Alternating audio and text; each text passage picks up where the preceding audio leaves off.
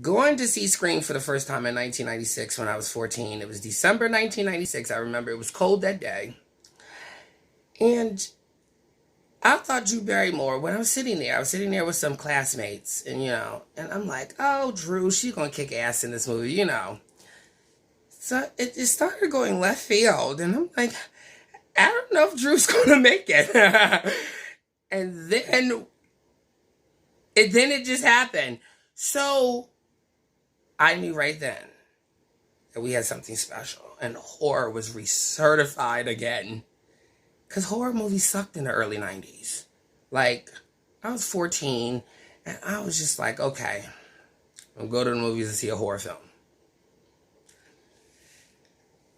Oh boy, was I in for a treat. Oh, I was so in for a treat. Thank you, Wes Craven.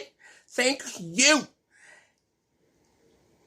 I don't think I would have saw Scream if Wes' name wasn't attached to it.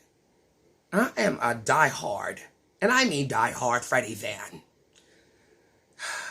Robert Englund, I love you to pieces.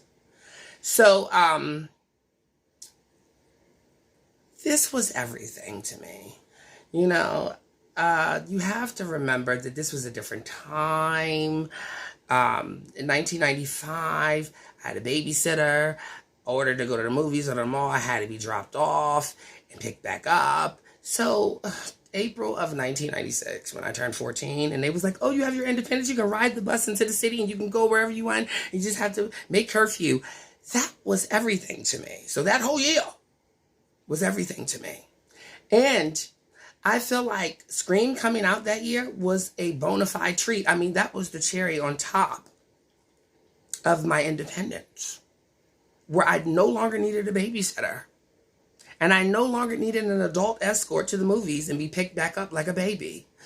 This was everything. This was everything. And I'm a diehard horror fan. Diehard. But I honestly had thought that Drew was going to make it at the end and she was going to defeat the killer. But then I sitting there, and my friends, we all thought the same thing. We're like, oh, Drew Barrymore, okay, bitch, we're going up. Girl, we didn't see that coming. We didn't see that coming. And right then and there, I was like, horror's back.